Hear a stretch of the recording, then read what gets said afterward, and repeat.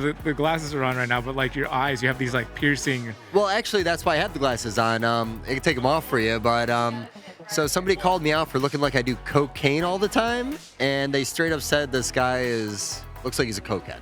I've always been very reluctant to talk about this kind of stuff. Okay. Because it's not my thing to talk about. Howdy, folks. Brian Kusko here at Redline Report, and today we're going to sit down with Dave Levinson. I've been talking about doing one of these with Dave for a long time, and we're finally sitting down to do it, so I'm looking forward to the stories that he has for us, and we're just going to let the conversation flow to wherever it does flow, and we'll see what happens. You're watching Redline Report. We've been talking about doing this for quite some time. Or I've been asking. I was like, dude, you gotta come. Months, years, for sure. Yeah. Make sure you're right up in that. Are we already doing this right now? I thought we were just small talking. No, I just want to make sure it's working. I want to make. Yeah. Can you hear me? Okay. I think you can't hear shit because you wouldn't know because you have headphones on. Well, yeah, but I've got headphones. We could plug them in, but it's not very loud out here right now, so I'm not like worried about it. I'll just remember to do this. I promise. Yeah, but we have been. I can't think of how many times I've been at a Tinley show. I run by like, dude, let's do a thing, and then at Pomona, or was it Pomona? Yeah, Pomona. Pomona also. So yeah, but Pomona, some guy like came up to you, was like, why isn't Kusko has you on his podcast yet? Oh, well, there's been a few people who have asked me why Kusko hasn't had me on his podcast yet. Same thing with like Chris Eaton. Everyone's like, why haven't you been on Chris's podcast yet? So then I started talking about how Chris hasn't been on his podcast yet, and I do Chris's podcast on Tuesday.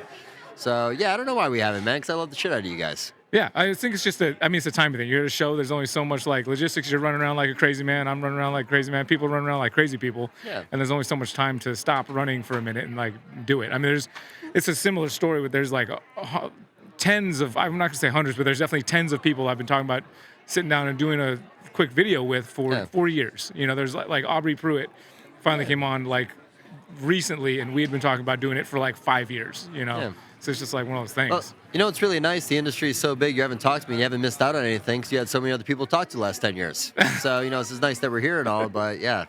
Well, but I feel like you have like lots of really cool stories. I know of you, and I've seen you and know you, but I don't really know you all that well. Enough. I mean, you definitely have like, the glasses are on right now, but like your eyes, you have these like piercing. Well, actually, that's why I have the glasses on. I can take them off for you, but so somebody called me out for looking like I do cocaine all the time, and they straight up said this guy looks like he's a cokehead. And I think I did the Show Me Reptiles podcast, and I think we also talked about scaleless snakes feeling like penises, and I got a bad review, which doesn't really bother me any. I was thinking about making her a sponsor of my podcast or a sponsor for me to recover. But we'll see. I haven't decided yet. I got their company, but I don't really hate people for saying that kind of stuff. I thought it was pretty funny. But yeah, I get that coke guy thing a lot because I'm so bright-eyed. Yeah, you definitely have those eyes that are like piercing. So I mentioned when I sat down, we were talking ankles. I used to play hockey like a lot and at a very high level, and I played goalie. Like ice hockey? Ice hockey and professional roller hockey. Okay. So I used to get photos of taking me in the games playing, and the photographers would edit my eyes out because I would be so crazy looking underneath my equipment. Edit your eyes out? Yeah, like literally he put flesh over my eyes. I don't even have eyes in the pictures. Like, I guess my eyes were so overwhelming that they had to flesh me out. That's crazy. Yeah, so this isn't like a new thing. This isn't like a brand. I've just got these really wide eyes. And I think from playing goalie for years and playing, like, always being hyper fixated on, like, staring, I think I'm just a wide-eyed kind of guy, man. Yeah, I don't think I can control this anymore. I think it's just it. Yeah. But well, I'm also like, so I like to check your Facebook, but you definitely have a great sense of humor, and like you got this like, but this kind of like deadpan, like maybe I just think it's hilarious. Maybe you're not trying to be hilarious. And don't read my face right now. I am hilarious. I know I'm hilarious. Yeah. I post these videos to make people smile. That's the only reason I do it. Yeah, that's what happens to me. The effect is successessle. If that's your goal, it's like it's worked on me for years. Yeah. Did you ever watch Seinfeld? From time to time. I mean, I've seen episodes. I didn't like watch all of the episodes. There was an episode of George Costanza when he was working for the Yankees, and he did this thing where he was in these like big meetings with all the higher ups, and he would say something funny, and everyone started laughing. He'd leave the room, and everyone just always remembers the funny guy. So I post like 2 things a year, a 4th of July video, and maybe a couple Chad memes, and I'm a funny guy because I'm not overdoing it. There's never a bad one in there. I just do it a little bit for you guys to think about me. Yeah. It works. There was correct me if I'm wrong, you like took over Ben's stuff. Helped out with his stuff after he Helped passed out. away. Yeah, you had a good amount of it. And like Everything was there when I got there. everything was there when you Yeah. got there. Yeah. Okay. But no, just I mean, some people I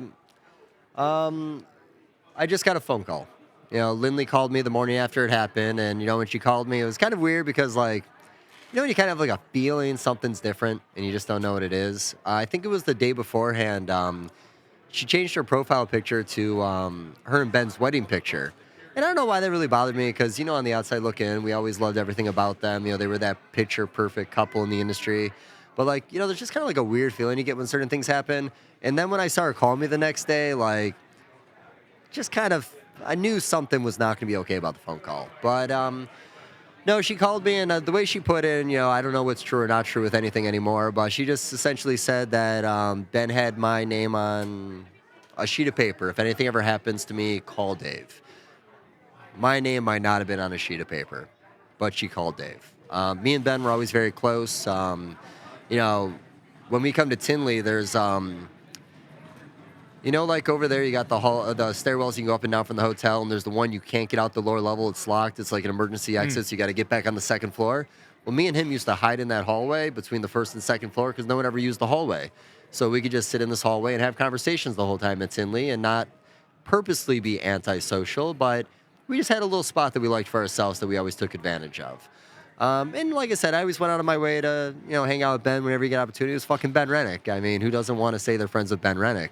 Even my history with Ben, I bought a vanilla from him when the vanilla cream craze was going on. Back when I had no money, it was $300, and that was a big investment for me at the time. And I didn't even realize I bought it from him until 2 years later I started talking to him. Justin McBriar, a breeder down in North Carolina, a younger gentleman. I was at Tinley. He was up there with me also, and he's like, "Hey, we're going to dinner with Ben Renick. You want to come?"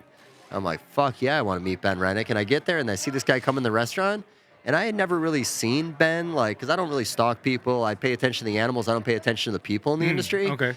And so the reason I say that is when he walked in and I met him, I looked at him, I was like, I thought you'd be some 50-year-old guy, just from the way his company was displaying itself, the banners, the quality, I didn't think this 20-year-old dude was going to walk over in this restaurant, if that makes sense.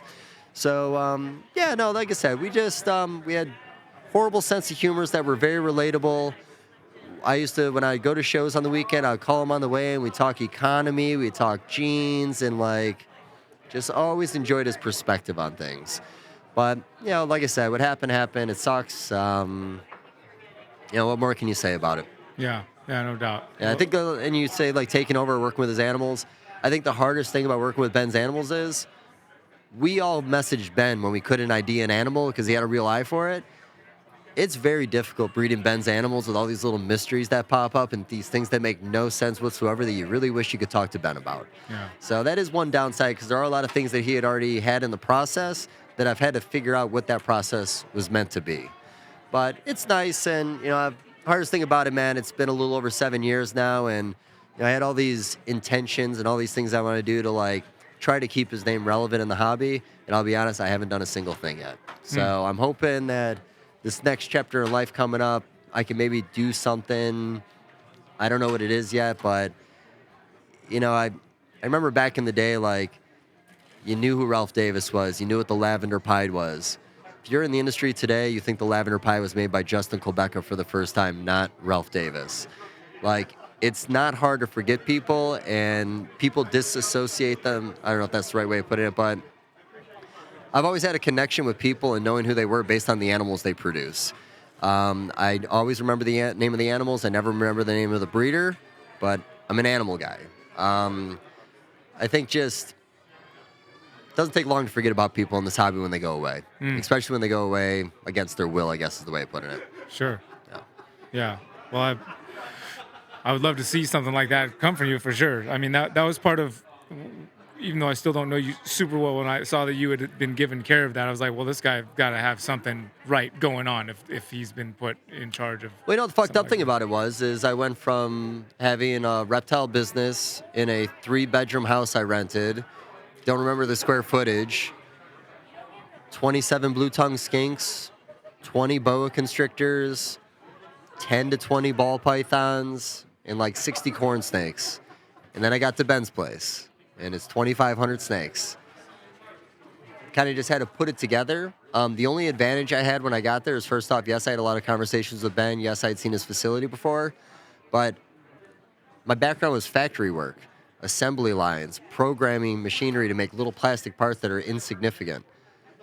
Once you learn assembly line stuff, when you walk into something that's foreign to you, as in a collection that's 2,500 animals that I didn't organically build up to, my experience working in factories created an assembly line for me mentally when I got there, so I could make sure I could take care of 2,500 animals.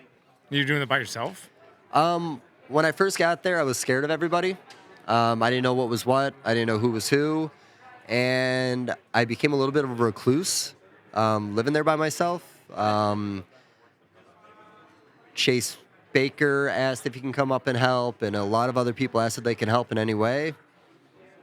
I just didn't, some reason. It was just easier to be alone than have people around. So there were a lot of people that did reach out asking for help. Previous employees of his, Tina, just didn't really take the help. Yeah. Gotcha. So, but I didn't really have anything else to do. The first few months I lived with Lindley, the kids, and her father. So, like, my routine was wake up before the kids woke up so they wouldn't beg me to stay home all day. I'd go work with his animals all day, which is about 45 minutes away, and then I'd race back to get to hang out with them before it got dark. And that was my routine for about 3 or 4 months when I got there, until nobody would take care of the dogs anymore because they had the Great Danes. And there was other things going on that I was like, I'll just go live on the property for a few days or a few weeks, and I'll come back and, we'll kind of figure out what the hell is going on, because, everything was so, like, what was going on? Nobody knew what was going on. Right. I went out there to take care of the dogs, and I just never really left until we got off the property completely with the animals. So I think I lived out there for about a year and a half, which was, Ben really loved those cheap pizzas, those like 3 for $10 pizzas.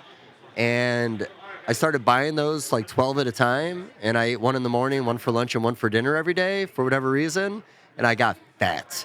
I gained like 45 pounds out there by myself. Wow. And then I realized I gained 45 pounds and I started eating better again, but I just became obsessed with eating these fucking $3 pizzas because Ben liked them. It was a weird fucking thing, but I religiously bought those things for months. But, no, like I said, it was a weird experience. There's a lot of fine print. Is what it is. I don't know, man. I've always been very reluctant to talk about this kind of stuff. Okay. Because, it's not my thing to talk about. I might have been somebody who was asked to help with something, but this has nothing to do with me. This isn't me. What happened had nothing to do. Like, it's something that happened, and I just happened to be the call, but could have been somebody else. Sure. But luckily for me, I'm a gypsy, and where I did have my own thing going on, I had people in North Carolina, like Jonathan McMillan, a guy who lives down that way. He came and helped with my animals when I was living there. I was dating Cheryl Matula at the time. She was handling what she could without me being there. So like I said, I don't know if I was the guy who was supposed to get the phone call, but I don't think anybody else could have done it because everybody else had a life. I was able to drop my entire life to make this work. Gotcha. Yeah. Not a negative thing. You look sad over there, man. It's okay. No, I'm thinking about that. Like, when I first moved back from the islands and started getting into this, and my first time at Tinley, like, I got to meet Ben. I was looking up to, like you said, the way he ran his business and stuff, and like, so there is some sadness when I'm just hearing about him. I didn't even really know him that well, but like, just the aura that he put off and like the care that he went. I did an interview with him one time. It was like the first time I did interviews at Tinley ever, and he was one of the people I interviewed, and like, I was really. I've seen that interview. I don't really watch interviews very much, but I saw that interview. And so there is sadness. I mean, we were talking about him last night at the auction and stuff, and had a moment of silence for him. And so, like, yeah, there's sadness, and I'm not because of what you're doing. I asked about it, but that's one of the first ways I knew you was like, okay, this guy got to take care of Ben's animals, so there's got to be something. No, it was just he was a good guy. Yeah, we just loved talking to each other. Always really got along. It's not like I was given things; I was just asked to help. Yeah, right. But no, I love helping. Stress all the time. A lot of animals. I grew up watching snake bites, like a lot of us did. And I don't know about you, but when I watched that video once a week, I said, I want a 40,000 square foot facility full of snakes. I want to produce 60,000 babies a year. I don't know, man. Once you get into it, like, I even said I would love to have managed something like that under Brian back in the day. I don't hate being part of such a large thing, but it's really hard to have something you're going to leave behind that they're going to maybe remember you by. Maybe it's a line bred project you've worked with. Maybe it's a mutation that just like the campfire ball python. Everybody loves the campfire ball python. That was a Ben thing. He made it. It was cinnamon, inchy, and calico. It made this vibrant orange animal that made no sense. It made so little sense that the big breeders couldn't even ID that animal, and it was such a simple 3-gene animal. But, that's something that will always be associated with Ben as long as I keep on connecting Ben's name to it. But, that was something that after his death, everybody talked about the campfire. But there was a lot of things you could have talked about that he did. He was the first one to do a lot of multi-gene combos, all that spinner, calico, lesser, pastel stuff that now might not be significant, but back then was a $2,500 animal and like nothing we had ever seen before. But no, like I said, when you have a lot of stuff, you have to think about the bills. And you have to think about what I have to make to pay the bills. How many white snakes do I need to make a year? How many pies you got to make a year? How many of this? Am I doing the pet store thing this year? Am I going to vend shows this year? And, that was another tough thing with Ben being gone is his customer base was gone. Like, I don't have any connections. The computers were taken. I didn't know anybody that I could even call that might have been a previous customer. So even when I got there, I was overflowing with ball pythons, stacking them up everywhere just to make it work because the incubator was just flowing babies out. It was June.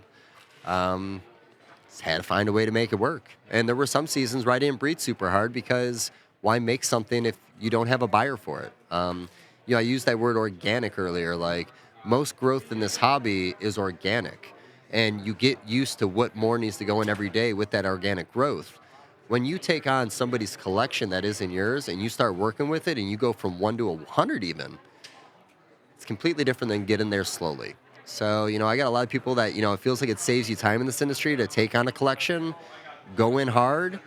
A lot of times you're buying other people's problems. And I'm not deterring people from buying collections.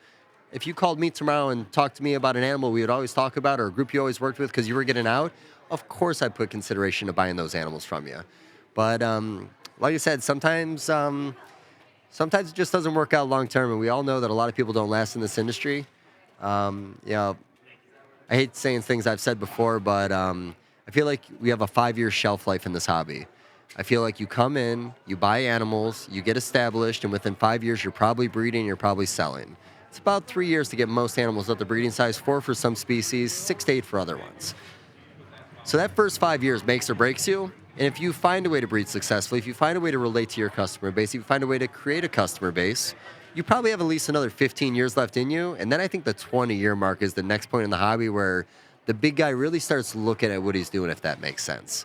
But that's just me. As you know in this hobby, man, people come and go so much. And like I said, you got 5 years to figure it out, it seems, for most people.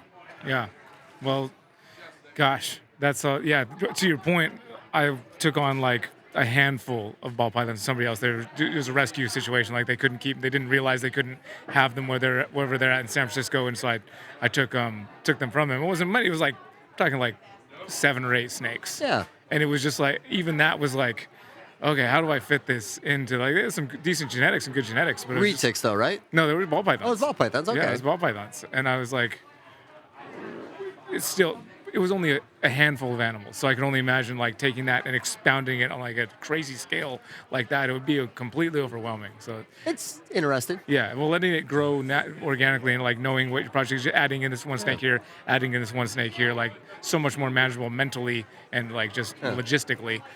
So We talked about Ben a lot, which is I'm glad we did. But like you're hosting a podcast now, on the Trap Talk. Yeah, so every other Friday, Trap Talk Network, I have my own little thing I do. I don't really know what it is. I just know that I try to do a different species every week, and that's typically my goal.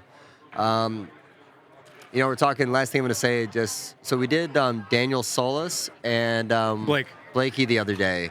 And going into that podcast, I'm like, yeah, let's all go naked. It's going to be, don't even acknowledge we're naked, though. Let's just be naked the whole time. And then I'm all like, I'm thinking about goofy stories and what it's going to be. But 30 minutes in, Dan started talking about seeing retics in the wild for the first time. The body structure, the strength of these animals that seem skinny and underweight. And even Blake talked about it, how when he started doing these trips, you probably noticed Blake started building big enclosures in his backyard after he started taking trips with Dan. And he said the same thing. When you get out there and you see it, and you come home and see what we do, it makes you want to do it different. Dan doesn't even have retics anymore. He said he got down to 10 and he gave the rest to his brother. You see, with Blake, he's changing his whole course in life. He's got a place down south that he's living in now in Mexico, or Peru, I believe. You know, he kept his anacondas, but a lot of the other species he worked with, he got rid of after upgrading these larger enclosures. But they talked about the way the animals act in the natural sunlight and like all this stuff. And like, you never really know where you're going to go in this hobby, but you're probably in it for a reason. And, you know, the evolution of even watching Dan go from a breeder to now a guy who just wants to have people experience animals in the wild, I respect the fuck out of that. But, you know, I will say that, and my comment in that podcast was this: I feel the early days of the hobby, because this hobby is young. I give it maybe 30 years we've been doing this, 25 years heavy, I feel the hobby's been going. How we learned how to do it 30 years ago is not how we're going to do it in 30 years.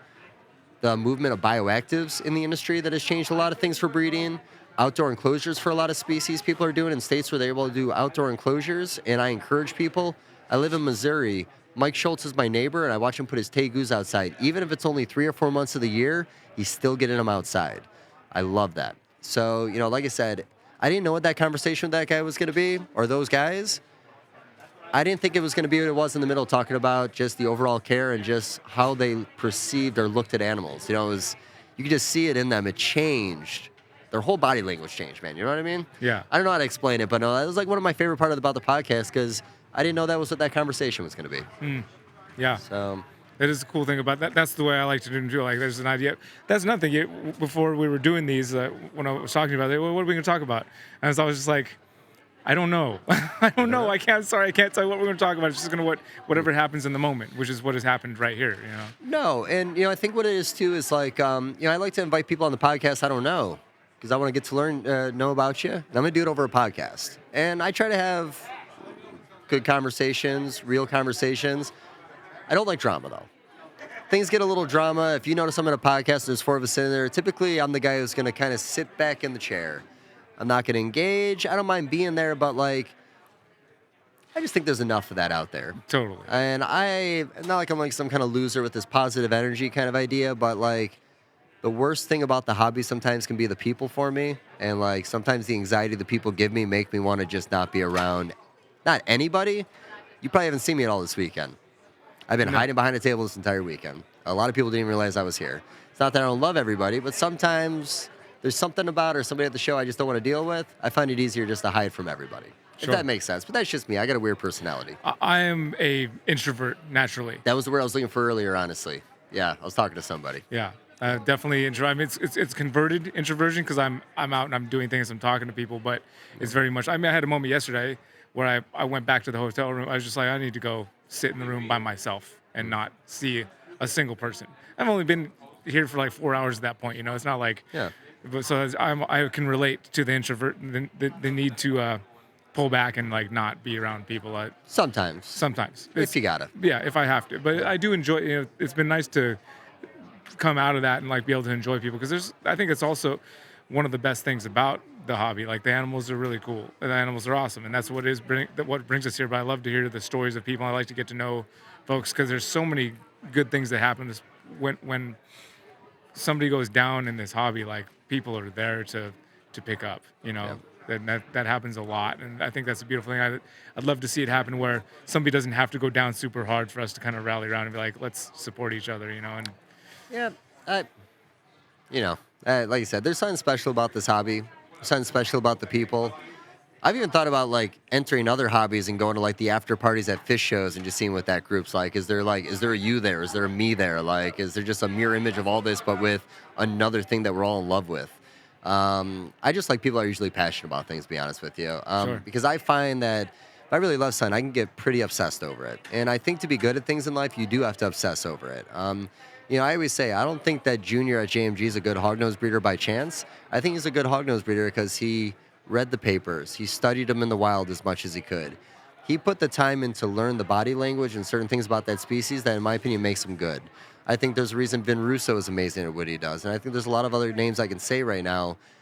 You don't just walk into this and find greatness. obsessing over it sometimes is going to be the best thing for your business because you're going to learn some stuff. Like I said, we're only 30 years in. We don't know how to do everything.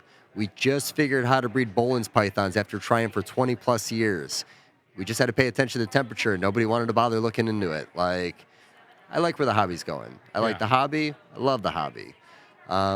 Just sometimes I'm overwhelmed. That's all it is. Sometimes just too overwhelming. Same. I'm with you. I get to that point all the time. There's been so many ones I'm like, I don't think I can do this anymore, just because like it's getting it's too much. It's too much. There's too much going on, and I don't want to deal with it.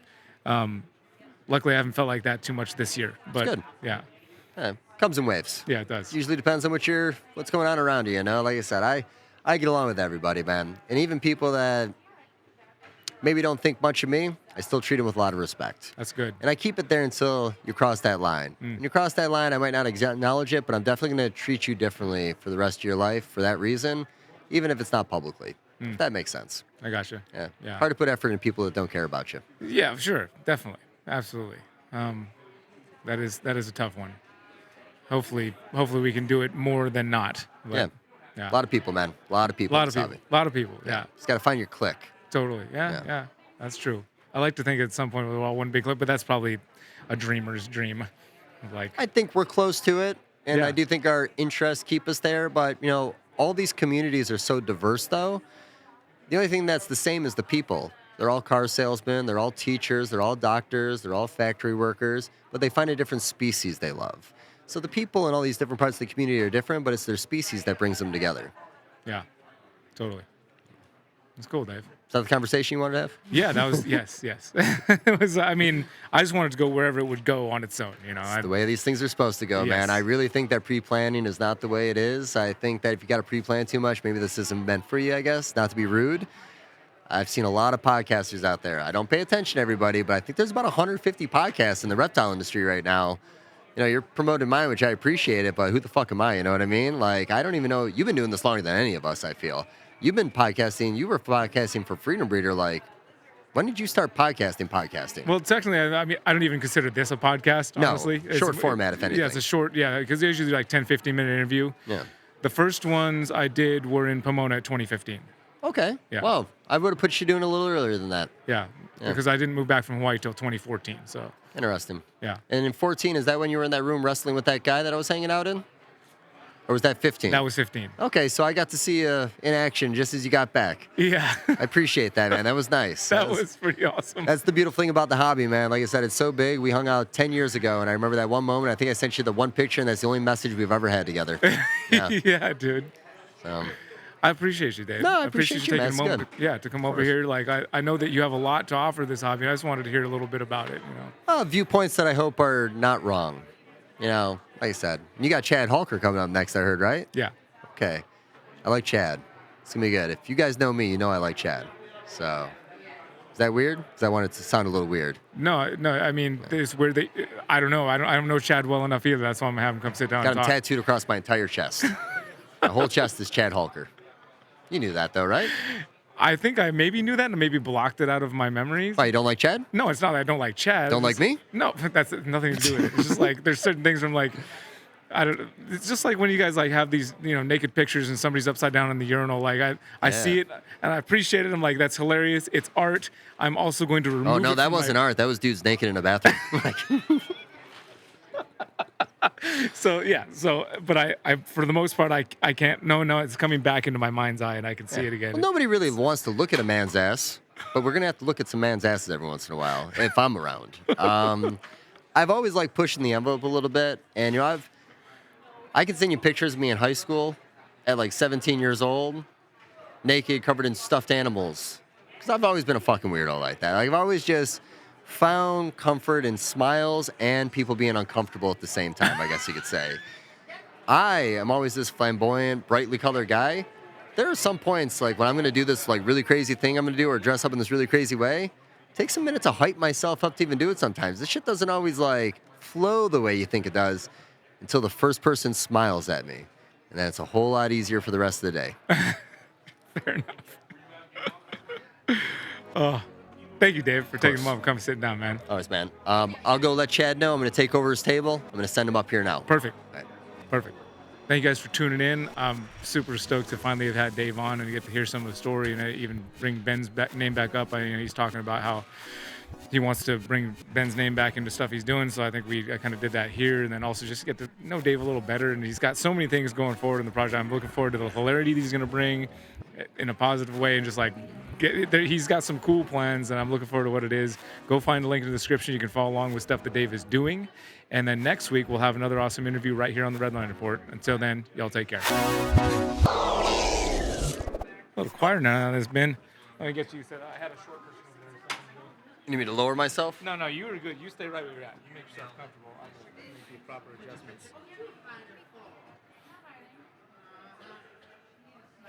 How close do I need to talk to this thing when I do this? Right up in it. You want me to be right up in it? Yeah, if you scoot in a little closer, actually. I'm more of a leaner in a chair compared to sit, so I'll probably just lean into it. Yeah, as long as you're like. As long as I'm like. I mean, yeah. I'm gonna touch it with it. Yeah, right up in that sucker. Yeah. It's gonna give you for the best audio possible. Thanks, dude. I'm glad we finally sat down and did it. We'll do something else in the future. Yeah, definitely.